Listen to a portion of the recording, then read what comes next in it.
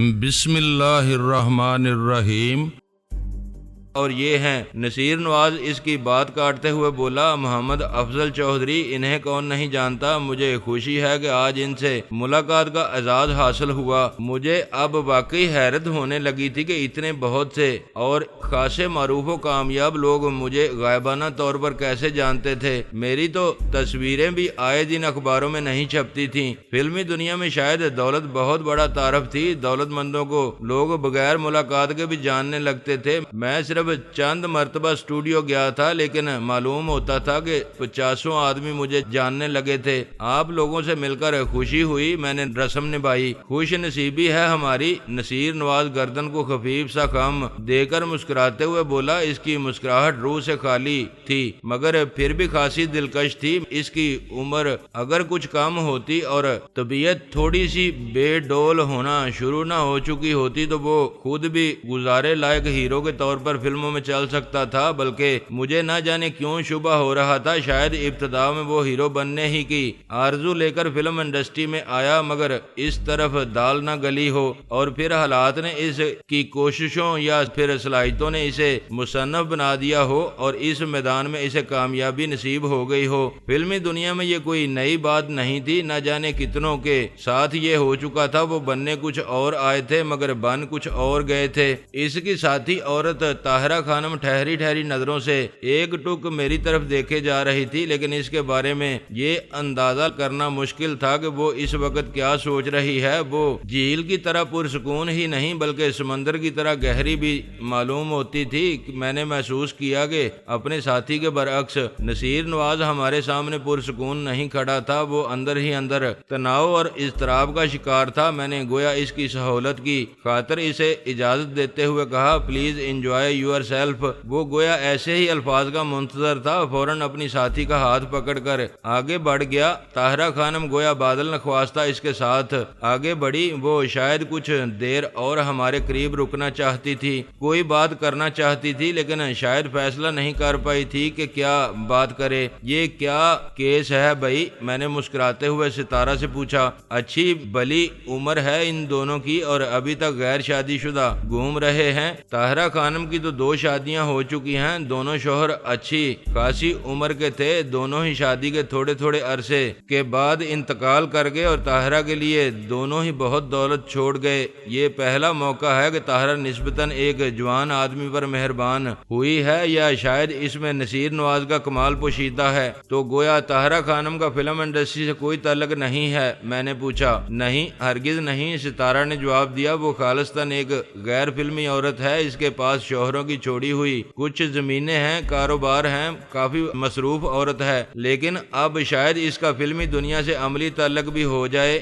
سنا ہے آج کل نصیر نواز اپنی ایک ذاتی فلم کی کہانی پر کام کر رہا ہے، وہ فلم غالباً طاہرہ خانم ہی کے سرمایے سے بنے گی۔ اس دوران رقص کے لیے موسیقی شروع ہو چکی تھی، ہم بھی دوسرے جوڑوں کے ساتھ موسیقی کے زیرو بم پر ہلکورے لینے لگے۔ آرکسٹرا نے اس قسم کی پارٹیوں کی عمومی روایت کے مطابق جاز سے موسیقی کا آغاز کیا تھا۔ ابتدا عام طور پر یوں ہی دھیمے اور قدیم رومانوی سے انداز میں ہوتی ہے، لیکن دھیرے دھیرے ماحول حرارت پذیر ہوتا ہے تو دھنیں بدلتی جاتی ہیں، تیز ہوتی جاتی ہیں، اور جدید ترین دور میں تو اچھا بلا سنجیدہ طبقہ بھی آخرکار بریک ڈانس تک پر طبع آزمائی کی کوشش کرتا ہے۔ رقص کے دوران بھی جانے کیوں میرے ذہن میں نصیر نواز ہی پھنسا رہا۔ میں نے بظاہر سرسری سے لہجے میں کہا، جانے کیوں میرا دل نہیں مانتا کہ نصیر نواز ابھی تک غیر شادی شدہ ہوگا۔ میں نے کب کہا کہ مجھے اس بات کا یقین ہے؟ ستارہ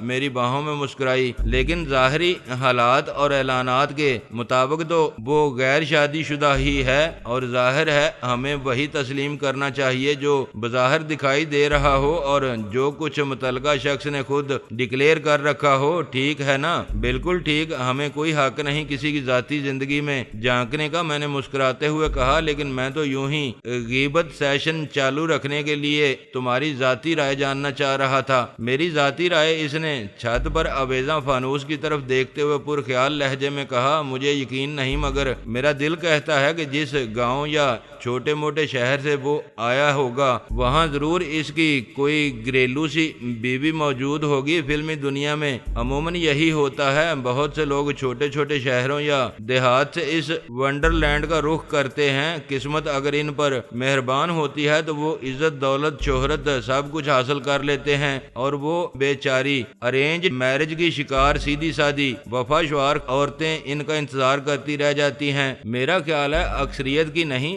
بہت کم لوگوں کی یہ کہانی ہوتی ہوگی۔ میں نے خیال ظاہر کیا، کم لوگوں ہی کی صحیح، لیکن یہ بہرحال کوئی اچھی کہانی نہیں ہے۔ میں یہ نہیں کہتی کہ مرد کو وفا کا پیکر بن کر رہنا چاہیے، ٹھیک ہے خواہشوں کی غلامی اپنی جگہ ہے، لیکن وعدہ بہرحال نبھانا چاہیے۔ شادی میرے خیال میں ایک مقدس وعدہ ہے، اسے نبھانا مردانگی ہے، یا پھر یہ ہے کہ جو لوگ بہت ہی بلند عزائم رکھتے ہوں، بہت آگے جانا چاہتے ہوں، انہیں شادی کرنی ہی نہیں چاہیے۔ وہ جائز کی دونہی کی طرح ٹھہرے ٹھہرے انداز میں بول رہی تھی۔ اسی لیے تو میں نہیں کرتا ہوں، میں نے جلدی سے کہا۔ اس نے مصنوعی حیرت سے اپنی خوبصورت آنکھیں پھیلائیں۔ تم آخر اور کتنا آگے تک جانا چاہتے ہو؟ یہ تو مجھے خود بھی نہیں معلوم، میں نے راست گوئی سے کام لیتے ہوئے کہا۔ ویسے اس زاویے سے قطع نظر ابھی تو میری عمر گنجائش موجود ہے، کیا خیال ہے؟ ہاں گنجائش تو موجود ہے، اس نے گویا تنقیدی نظر سے میرا جائزہ لیا۔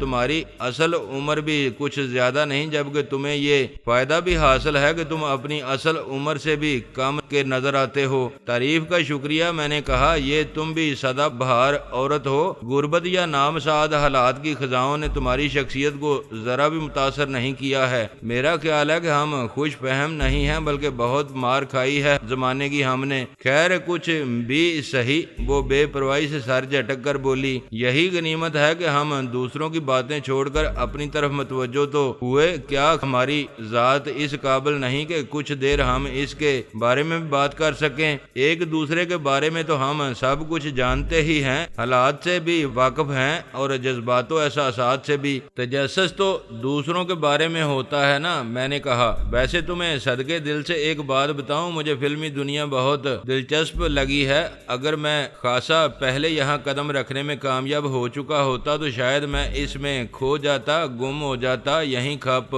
جاتا، یہیں کا ہو رہتا، لیکن اب میرے مفادات دوسرے شعبوں سے زیادہ وابستہ ہو گئے ہیں۔ ان میں میرے لیے زیادہ دولت ہے اور سرے دست میرے پاس اتنا فالتو وقت نہیں ہے کہ محض شغل کے طور پر فلم انڈسٹری میں روز و شب گزار سکوں۔ ویسے میرا دل بہت چاہتا ہے، کیونکہ جن شعبوں میں اس وقت میں الجھا ہوا ہوں ان میں لوگ دلچسپ نہیں ہیں، بہت خشک شخصیتیں ہیں، ہنستے صرف اس وقت ہیں جب ڈرنک ہوتے ہیں، جس وقت بے قائمی ہوش و حواس ہوتے ہیں اس وقت تو انہیں کوئی لطیفہ سناؤ تو لطیفہ ختم ہونے کے بعد بڑی سنجیدگی سے پوچھتے ہیں، اچھا اس کے بعد کیا ہوا؟ ایسے لوگوں کے ساتھ رہ کر انسان مشین سی بن جاتا ہے۔ اندرونی طور پر میں اس قسم کے لوگوں میں خوش رہنے والا آدمی نہیں ہوں، لیکن بس فی الحال میں اپنے چند بڑے بڑے پروجیکٹس مکمل کرنے کے لیے ان لوگوں کے درمیان گزر بسر کر رہا ہوں۔ اگر بات صرف دولت کی ہے تو بے تحاشا دولت کمانے کے امکانات تو فلم انڈسٹری میں بھی کم نہیں،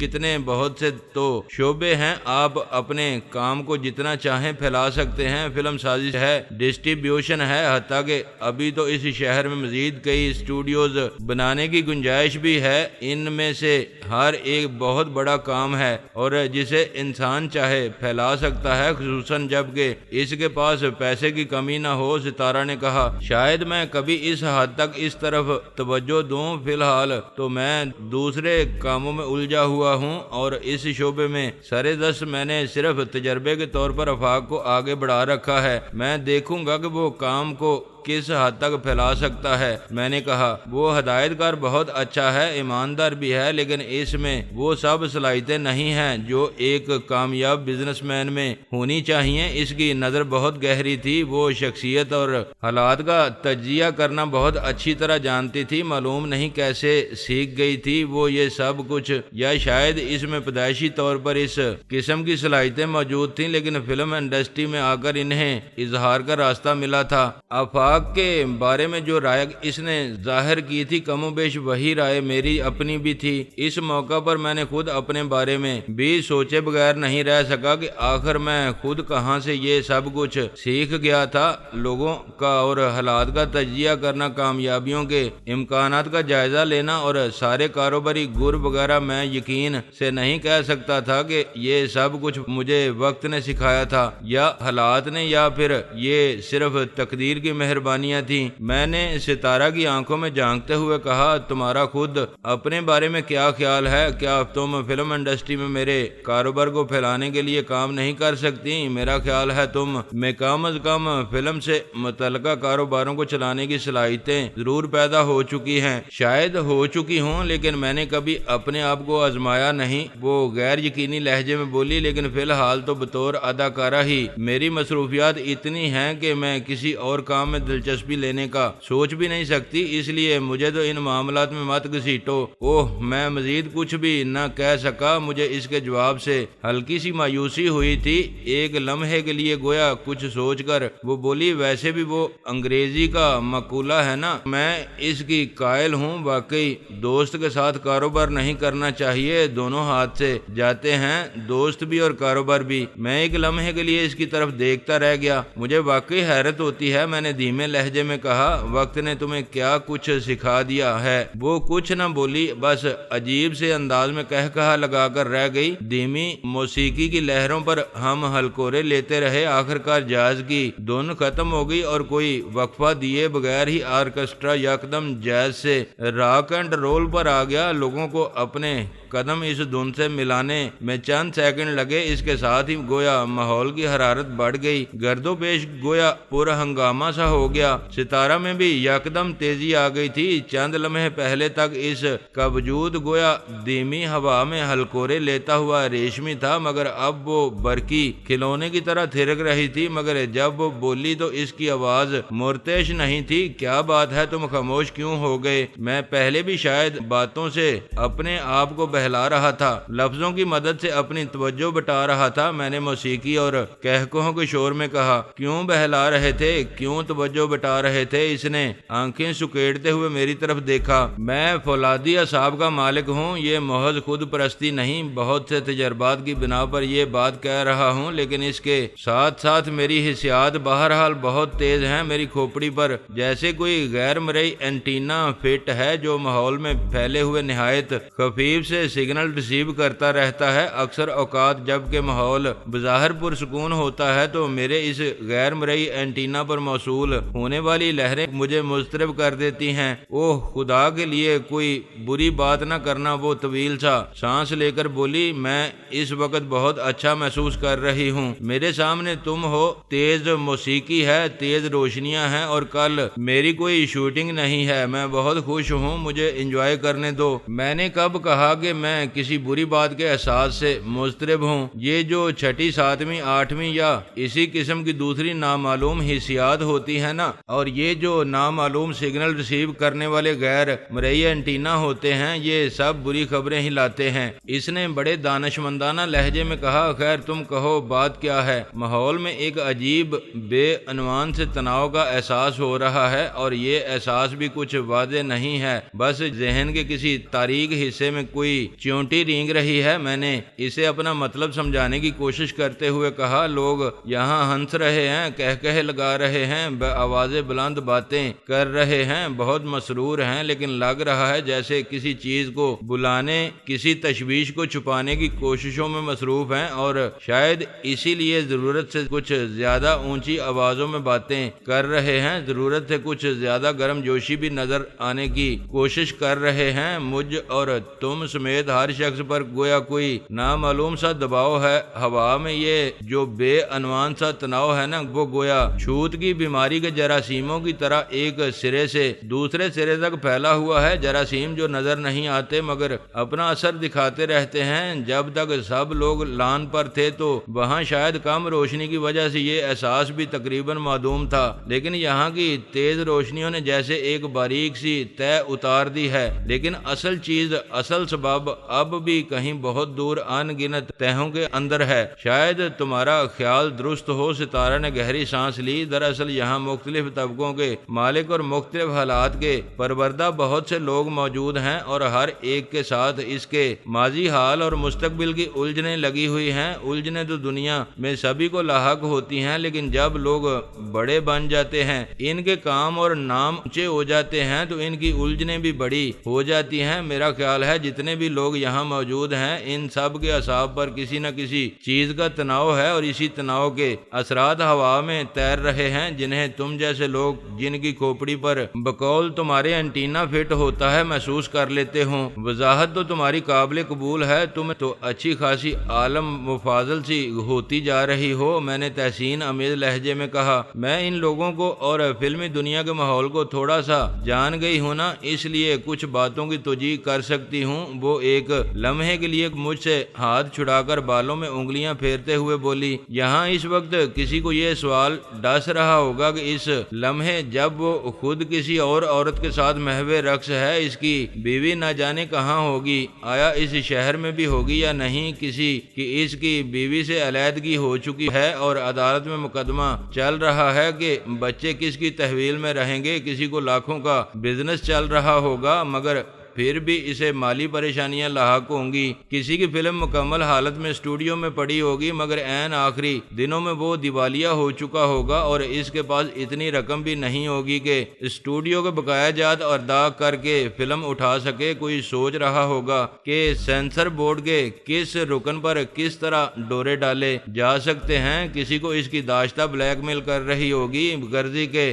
ہر ایک کی اپنی پریشانیاں ہوں گی، اپنا مسئلہ ہوگا۔ اور تمہارا مسئلہ کیا ہے؟ میں نے قطعی غیر ارادی طور پر پوچھ لیا۔ میرا مسئلہ، اس نے سر اٹھا کر میری طرف دیکھتے ہوئے یوں لمبی لمبی پلکیں جھپکائیں کہ میرا دل اتھل پتھل ہو کر رہ گیا۔ ایک لمحے کے توقف کے بعد وہ سرگوشی نما لہجے میں بولی، میرا مسئلہ صرف تم ہو اور یہ مسئلہ کبھی حل نہیں ہو سکتا۔ اس سے پہلے کہ میں اس بات کی وضاحت چاہتا، وہ سر جھٹک کر بولی، چھوڑو ان سب باتوں کو، کوئی سوچ بھی نہیں سکتا کہ اس تقریب کا خوبصورت ترین جوڑا اتنی بیکار گفتگو کر رہا ہوگا۔ تو تمہیں اس بات کا احساس ہے کہ ہم اس تقریب کا خوبصورت ترین جوڑا ہیں؟ میں نے کہا، اس قسم کی باتوں کو محسوس کرتے رہنا چاہیے، دل خوش رہتا ہے۔ وہ دل آویزی سے مسکرائی، تم بھی اسی قسم کی کوئی بات کرو نا، رومانٹک اور خوش کن سی۔ میرا خیال ہے مجھے بھی اپنے گھر پر اس قسم کی ایک تقریب کا اہتمام کر کے مقابلہ حسن منعقد کرا دینا چاہیے تاکہ تمہیں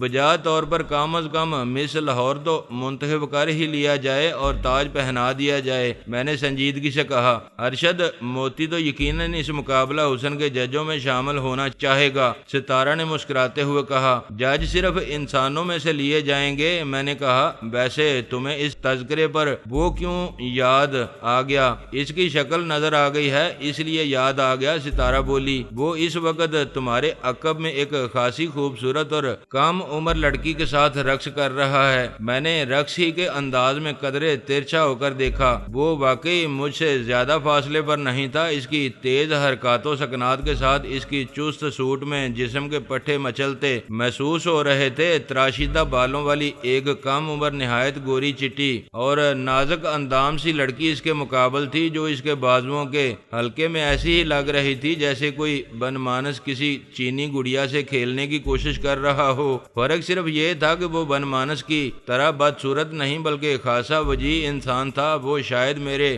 دیکھنے سے پہلے ہی شعلہ بار نظروں سے میری طرف دیکھ رہا تھا۔ اسے تکلیف کیا ہے؟ میں نے ستارہ سے کہا، لیکن میری نظر ارشد موتی پر ہی رہی اور میں مسکراتا رہا، چڑھانے والے انداز میں، تاؤ دلانے والے انداز میں۔ ستارہ میرے کان کے قریب بولی، میرا خیال ہے وہ مجھ پر عاشق ہو گیا ہے۔ اس بات کا احساس مجھے آج پہلی بار اس پارٹی میں ہی ہوا ہے۔ اس قسم کے لوگ ہر چیز چیز کو قابل حصول سمجھتے ہیں۔ اگر کوئی چیز قابل حصول نظر نہ آئے تو اسے طاقت یا سازش کے ذریعے اپنی طرف کھینچنے کی کوشش کرتے ہیں، لیکن اس وقت تو شاید قدرے بے بسی کے احساس نے اسے زیادہ پیچ و تاب کھانے پر مجبور کیا ہوا ہے۔ اس کا انداز کچھ ایسا ہے جیسے تم نے اس کی کسی چیز پر قبضہ کر لیا ہے۔ کیا اس کا یہ خیال صحیح ہے؟ میں نے ستارہ کی آنکھوں میں جھانکتے ہوئے مسکرا کر پوچھا۔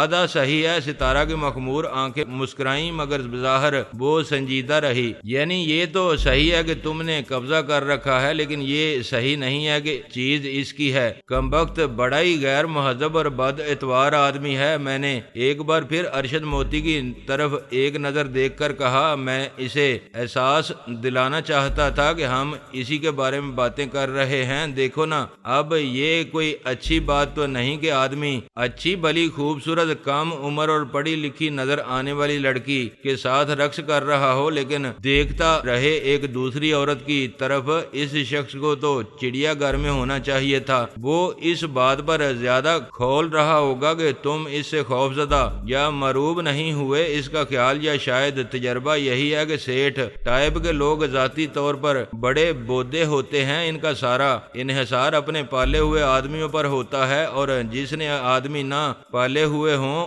وہ تو بالکل ہی پیروں سے اکھڑا ہوا ہوتا ہے۔ اسے کم از کم میرے قد کاٹ کا ہی کچھ خیال کر لینا چاہیے تھا۔ میں نے اس شخص سے لہجے میں کہا جو معاشرے میں صحیح مقام نہ ملنے کا شکوہ کر رہا ہو۔ ہاں، یہ اس کی بے وقوفی ہے، شاید نشے میں لوگوں کے قد کاٹ کا صحیح نظر نہ آ رہے ہوں، اپنے سامنے سب اسے بونے لگ رہے ہوں۔ ستارہ نے خیال ظاہر کیا۔ ارشد موتی اب بھی مڑ مڑ کر خونخوار نظروں سے میری طرف دیکھ رہا تھا۔ اس کی ساتھی لڑکی نے رقص کے دوران تمام تر تیز میوزک کے باوجود 2-3 مرتبہ اس کے کندھے پر سر ٹکانے کی کوشش کی تھی، لیکن یہ کوشش بے سود بلکہ کچھ احمقانہ سی تھی، کیونکہ ارشد موتی کا کندھا لڑکی کے سر سے بھی ذرا بلندی پر ہی تھا۔ دوسرے ارشد موتی کی توجہ بھی صحیح طور پر اس کی طرف نہیں تھی۔ میں نے ستارہ سے کہا، ارشد موتی کی ساتھی لڑکی بڑی صابر و شاکر ہے، زیادہ تر آنکھیں بند کیے ہی رقص کیے جا رہی ہے۔